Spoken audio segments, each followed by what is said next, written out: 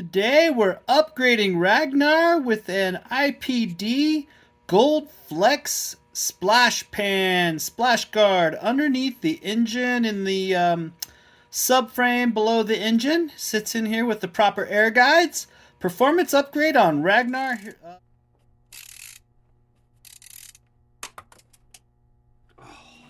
The big brown truck brought me a box of goodies, actually 2 boxes of goodies today. One was this gigantic box, super light though, of a new IPD Splash Pan Splash Guard air guide for under the car. I didn't realize it was going to be the Goldflex. I thought it was going to be a house brand of IPD, but apparently they're just marketing the Goldflex as theirs. But yeah, I know this is going to be controversial. Comments are going to be blown up. I bet some of you are already typing in there. Also got a bolt kit for that splash pan because I didn't have one. A collector's set of 60th anniversary IPD stickers. I did get some the oil change kit, 3 oil filters, and the seals and the little the gasket that goes on the drain plug. But I also got this IPD's. Oh wow, you can see the light coming right through it. That's kind of nice. IPD's performance air filter. It is some sort of non-woven cloth. I have not Googled to find out what a non-woven cloth is because I thought cloth is woven. So maybe it's crocheted? I don't know. I'm not sure how they did that. I got that. That's going to go in. I had the old regular IPD one in there from before. It's got about 35,000 miles on it. It is, again, a beautiful day in Colorado. It's 80 degrees out. Garage doors open. I'm wearing sandals. This is going to be an easy upgrade day. And yes, I did use the word upgrade. I've been looking at these online. My car never had one. Matter of fact, the cross country never had one. Still doesn't have one. So I thought I'd try it on here. It's about, what, $45 part. Not very expensive. All of the original ones from Volvo got brittle and cracked. Usually back here on this thin part. So this is where my hand is the front of the car.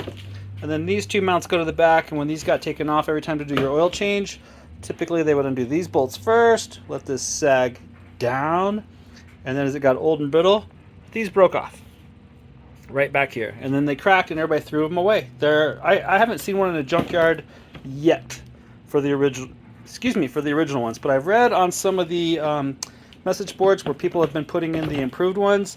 These are highly flexible. You can bend them. They will not break. We'll see how long it lasts and doesn't get brittle. But what really got my attention in looking into these things were these air guides. And like right here, you can kind of see this. Well, I'll hold it up. You can see where it has the voids. So it's going to create vacuum. The air is going to want to move up through those voids as it travels under the car, just like you're looking at it. But right here, I'm going to show you this profile. This is what got my attention. So the air is coming up. I'm assuming this one is to vent the turbo. So right here the air comes through and then it hits this little ramp to get the air up where the turbo is on the back of the motor. I'm guessing, I'm not sure what this one's going to hit. We'll get these under the car and take a look at them. Little baby vents with another ramp. I'm guessing that's the oil pan, not really sure. And then this one's sitting a little bit further back. I'm assuming it's 2 vents and a ramp. I'm assuming that that's going to vent the engine oil cooler that's on the back of the oil pan, as well as the exhaust. That's my guess. But here's the two that really got me curious. What are these venting? These 2 little baby ones offset from each other. I know we got a radiator hose coming in through here. Coolant hose is coming back from the radiator to the engine. But this is pretty much just transmission. And then it's got a little depression. Do you see this here? Right there. When I lift that up, do you see that? A little depression with a little vent. So I guess that's to tell you if you got a transmission leak, it'll pool here. But I think this air will blow it everywhere. We'll see. Not really sure what all these are for, but we're going to put it on there, and I am calling it an upgrade. So my whole quest for these underpans and looking into these things online started looking at this. So this is Ragnar, the V70 2.4 Turbo, and it's always had this under radiator air guide or splash shield or whatever you want to call it. Never had one on the cross country, so I've been looking for one for about 6 months, 7 months. Every single one I find, these upper arms that are up in here that go in, and they have 2 like male tabs. They go this direction into the backside of the up into the back of the bumper cover. Those are always snapped off. There's like a little press release lever that's hard to get to up there, and they usually get broken off. So I've not found one that was any good, so I've just kind of discarded them every time I see them. And then I'm walking through the junkyard, I don't know, 3-4 weeks ago, walking up to a cross country that had been there for 45 days, I think, or so, 2005 cross country. And lo and behold, I see it discarded on the ground about a car's distance from the cross country at the local U-Pull and Pay. I see one of these and I immediately recognized it. But what was interesting is it had these little side wings. Ragnar never had those. I never had those on Ragnar, but I immediately knew what it was, picked it up just to make sure, and sure enough, it was a Volvo part. And it was the centerpiece, which I was always been looking for, and then these two wings. And you can see it's got this negative vent gap over here heading towards each wheel. Obviously this is Ragnar, and you can see it going towards the wheel right there. Let's see if I can find it with my hand. It's hard to see while I'm talking to you. So it's right here. You can see this little void in there. So air, this creates a vacuum. Air flows up, goes up here. I'm guessing it's to cool the brakes. Obviously they're getting airflow without it, but that creates a little bit more airflow having that vacuum space. So I grabbed that one, the centerpiece with the two wings, put it on the 07 cross country, and then about 2 weeks later I was at a different junkyard and I found another cross country with the two wings still on it. So I grabbed the two wings and put them on Ragnar. So both of my cars now have this air shield with the two wings, and it got my attention looking at these air guides where it creates this vacuum space, and I had remembered seeing that shape on the under splash pan, which goes under the engine back here below the subframe member here. So I've been reading online, talked to a few friends in the Volvo community. This is what Ragnar has looked like since I've owned it in 2015. It never had an under splash shield underneath the engine compartment. That is the oil pan just hanging out down there. Obviously that plastic's not going to protect it from any type of a heavy object. Maybe it might deflect it from a direct blow, but it's not going to that, you know, you can puncture anything that's going to puncture that aluminum would puncture that plastic. I openly recognize that. But I'm kind of like looking at this and I'm thinking, I know I was told the R's didn't come with them, but I've read about a bunch of R's with them, and people have been buying these IPDs and putting them on the R's and not noticing any overheating issues whatsoever. So it kind of struck me watching car YouTube channels. You know, I've watched the Car Ninja, the Car Wizard, legit street cars.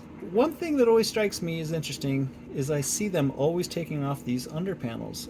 I mean, obviously these are supercars, and the Volvo's not quite in that supercar category. But I would say this, I've never once seen them remove one of them and toss them in the trash. They've always gone back on. So I'm kind of curious, you know, I think these just got, my personal opinion is these just got a bad rep and got discarded and thrown away because they were brittle as they aged, and the new ones are more improved and people just haven't gone back to them. That's my experiment. We're going to throw this, that's my thought, it's my hypothesis. We're going to experiment with this thing, put it back on here, see if we notice any performance enhancements on the way it drives. And just, I'm kind of curious where the airflow goes, especially these two in the front. What are they venting? These two little itty bitty ones right here on the front of the transmission. Well, it's kind of funny because they're not bouncing air up because obviously there's nowhere for it to go right here, but they definitely wanted air to hit the front of this and go underneath this transmission. So yeah, it's kind of interesting. So let me get this thing in here, we'll set it up, and we'll line up and take a look at where it's going to be putting air. Well, that was a bit awkward, but if I point over here, I held this sucker up, laying underneath it. I just have the V70 is just sitting up on ramps right now, the Rhino ramps. So it's kind of a tight fit, especially with this thing in place. But we have, if I say there's 3 of these, and we'll just go from my left, driver's side, this 1, 2, 3, and that's a double over there. So let's call it 1, 2, 3 sets. 1, 2, and that double set over there is the 3rd one.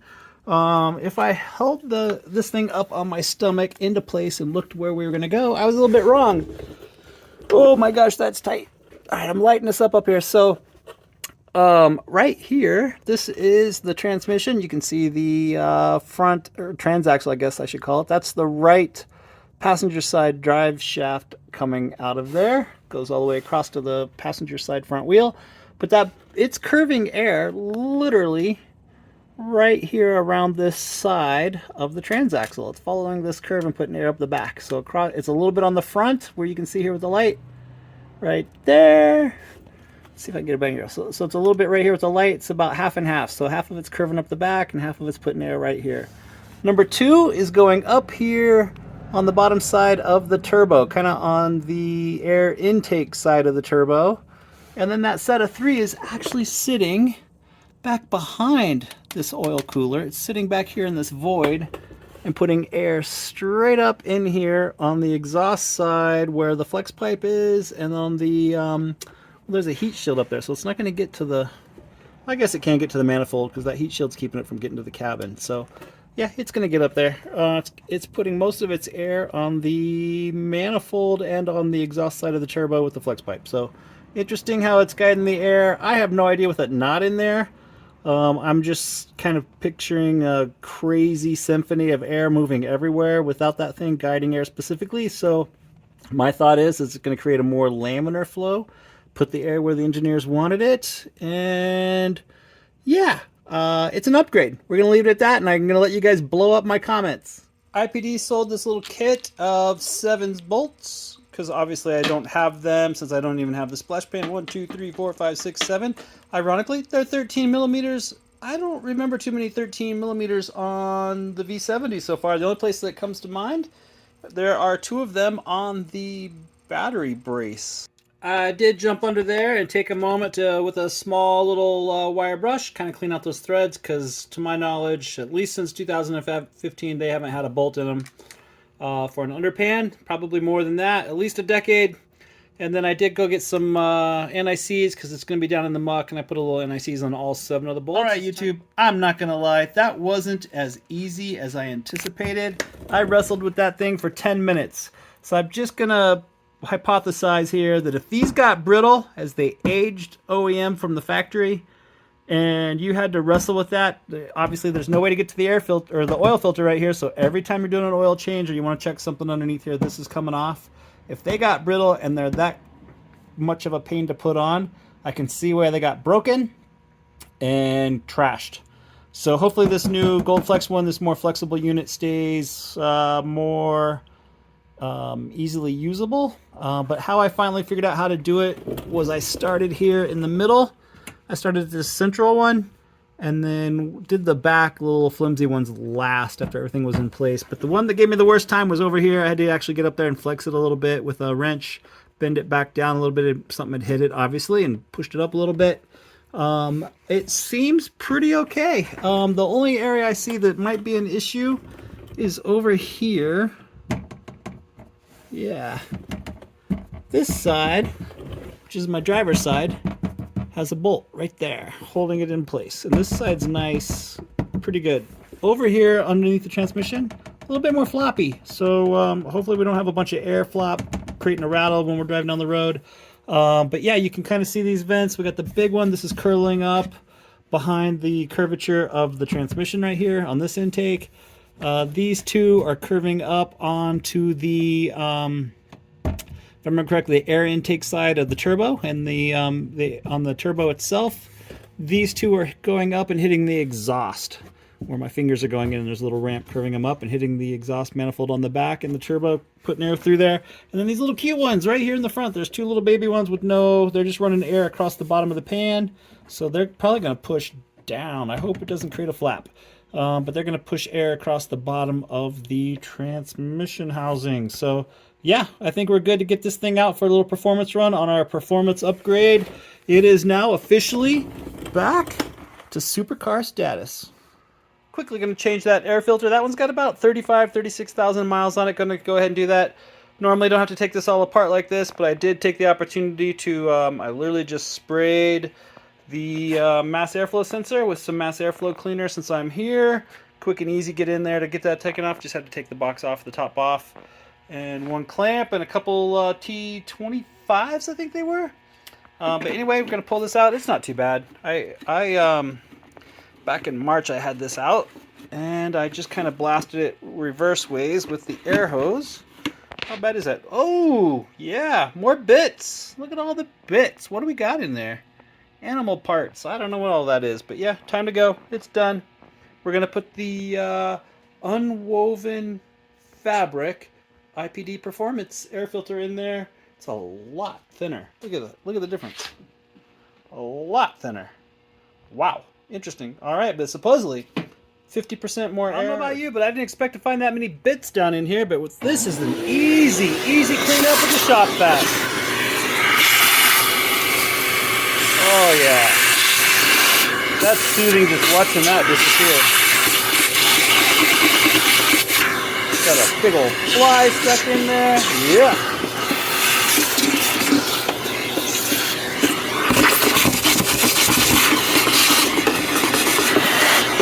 There we go. Getting all the nooks and crannies.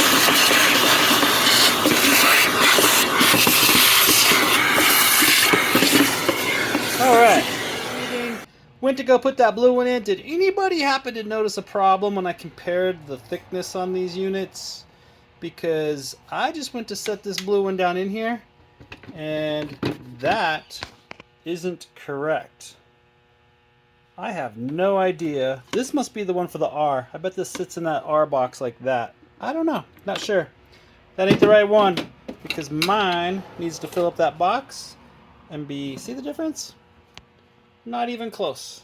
Not even close. Okay, IPD, I'm going to call you back, and we're going to get this rectified. Luckily, this is easy to get into. Okay, I just blasted the old one. It was from IPD back in March of 2021. I think I put this in here. It's got about 36,000 miles on it.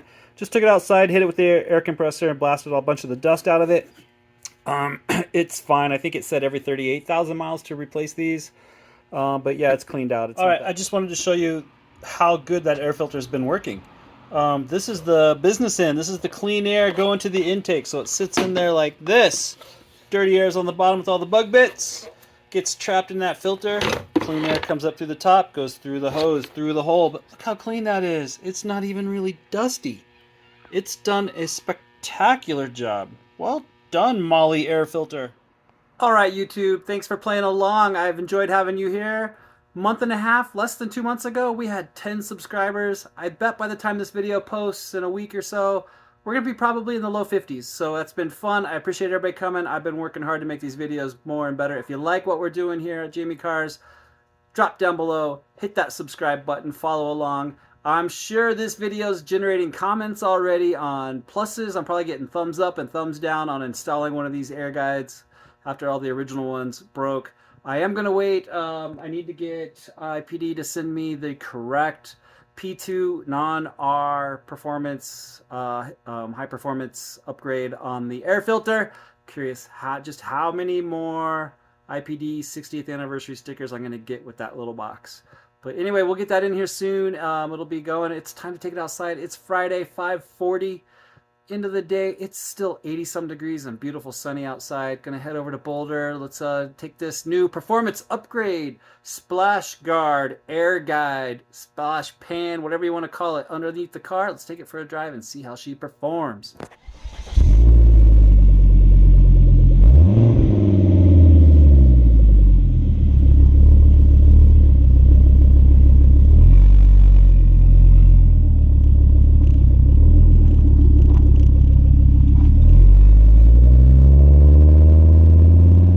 YouTube, you're driving with me on South Boulder Road, heading west into Boulder. It is almost 6 o'clock on a Friday night.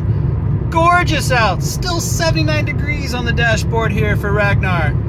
What a day. Actually, I don't even know the air on it is getting hot. I need to get in alignment. Just going to the left a little bit. Anyway, I just got to say real fast, I'm a bit disappointed. No immediate performance upgrade noticeable on South Boulder Road with the Splash Shield, Splash Guard, Air Guide in place.